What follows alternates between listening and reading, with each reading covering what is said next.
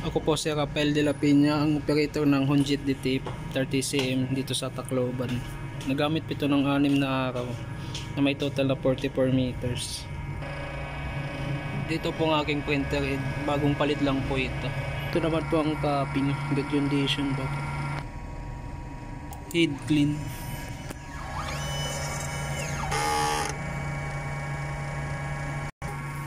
After head clean, punasan ng wiper at cupping.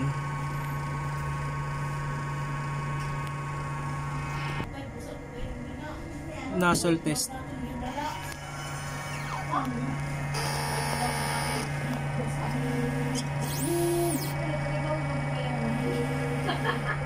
Bagong palit lang po yung damper nakaraang buwan. Ang ink system ay tama lang. Ang wistang ay nilinis nung isang araw.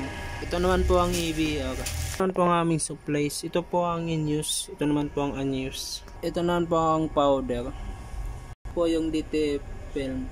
Dito naman pang nagamit namin sa white, black, cyan, magenta, yellow, DT powder, ink solution, DT film. Ito naman pang daily output, daily checklist.